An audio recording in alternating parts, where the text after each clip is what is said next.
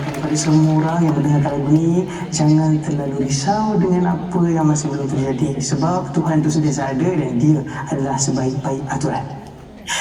Kau perlu tenang, jangan risau, senyumlah, usah risau. Andainya engkau risau, bila Tuhan itu ada.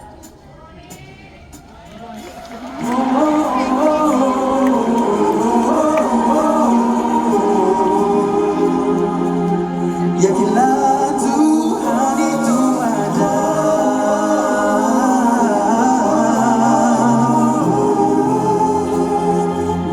Yakinlah Tuhan bersamamu.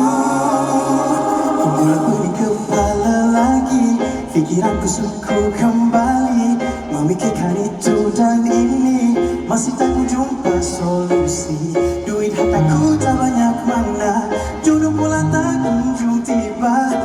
Takut tak sempat nikah, ajak pula datang menjelma. Aku tak tahu apa yang berlaku, risau dan butuh obat untuk diriku. Takut tak mampu hadapi semua itu, karena aku tertanya-tanya ada di ujung cinta. Kau perlu tenang, jangan risau, senyumlah, usah risau. Andainya engkau risau, yakinlah Tuhan itu ada. Tenang, tenang, melangkah dengan tenang, tenang kau pasti menang.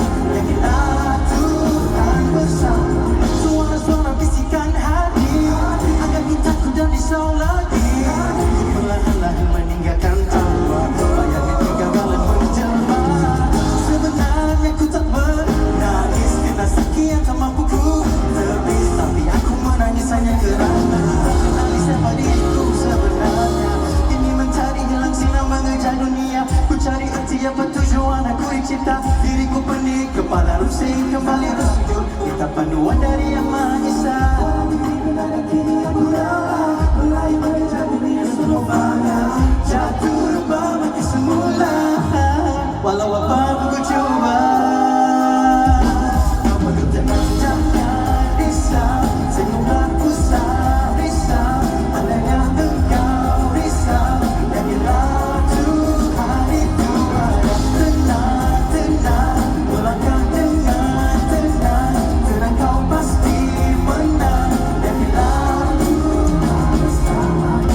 Dalam sebuah pelayaran hidup, akhirnya ku mula fahami, ku perlu sangka baik pada takdir ilahi.